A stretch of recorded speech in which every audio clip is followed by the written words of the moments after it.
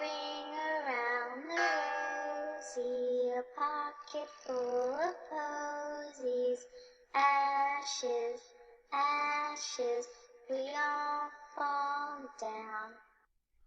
Welcome back. In this video, we will be discussing the Black Death, or the bubonic plague, and the spread of epidemic diseases.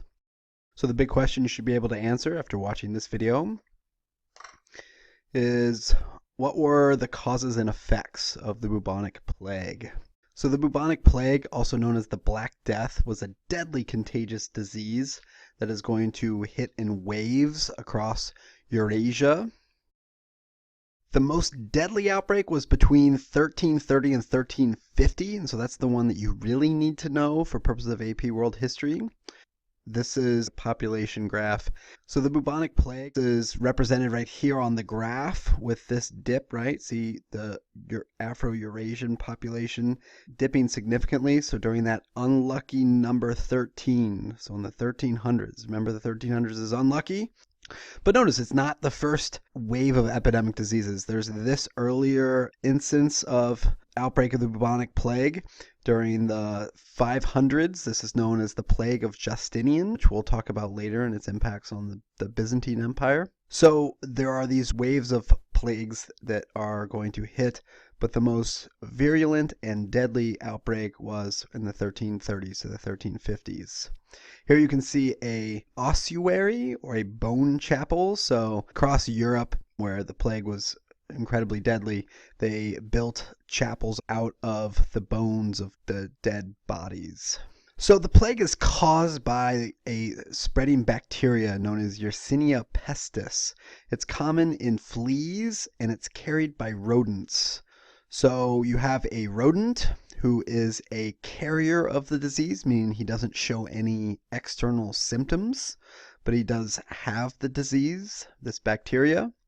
And so a flea comes and he bites the rodent, and the bacteria is then transmitted into the flea. The flea then has this reaction to having the bacteria, and it has this blockage in its system, and it becomes incredibly hungry, and so it goes off and it bites a human being, for example, and transfers that bacterium into the bloodstream of the human being as it's biting the human.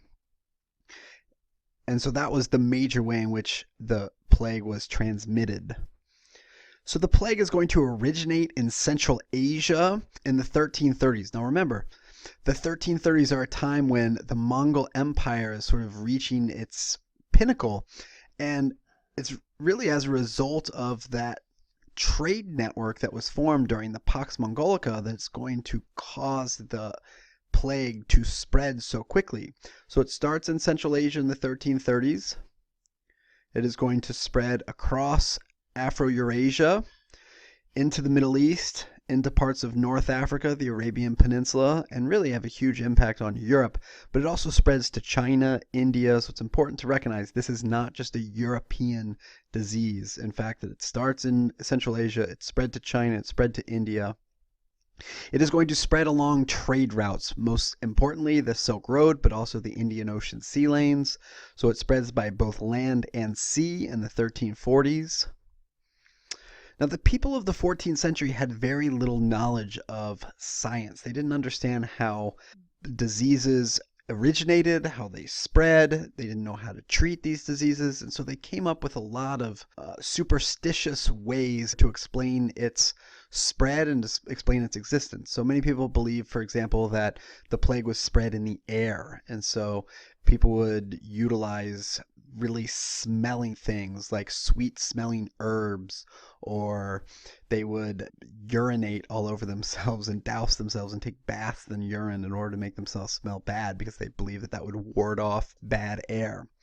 They also did other things that you can see the flagellants here. So these are like whips. So people believed that God was punishing human beings. So a lot of people were turning to religion as a reaction and asking and questioning God. They also utilized medicine at the time, these kind of sort of quack doctors who would wear these big masks because they would have these sweet smelling flowers, because they believed that in order to treat somebody they needed to constantly be surrounded by this pure air.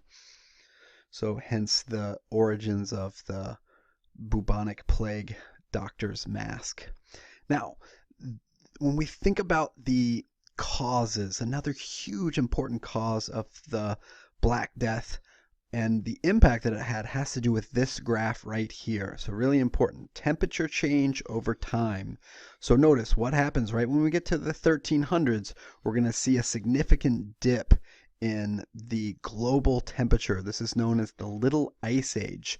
So it's really at this point, that's the beginning of the Little Ice Age, that we're going to have the plague beginning. So the decline in global temperatures is going to lead to less food production, right? This medieval warm period, there's a significant increase in food production because it's a little warmer. Now we're going to have a decline in food production across Afro-Eurasia, and as a result, more people are going to be hungry, and as a result, they're going to be weakened, they're going to be malnourished, and that is going to cause increased deaths. So that's one of the primary explanations why the plague was so particularly deadly, this outbreak in the mid-1300s, was the impact of the Little Ice Age. A little bit of bloody icicles there. So as a kid, you may have sang the song, "Ring around the rosy, pocket full of posies, ashes, ashes, we all fall down."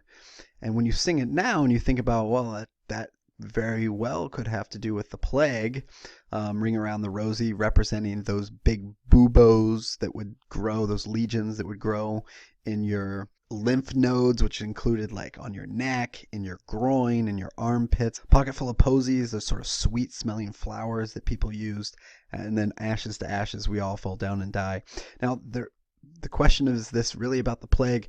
There's no definitive, clear historical evidence connecting this to the plague or not. But it's fun to think about, children singing the song and really not thinking about what it might actually mean. But we'll never probably know that for certain. So as a result of watching this video, you should be able to answer this big question: what were the causes and effects of the bubonic plague? Thanks for watching.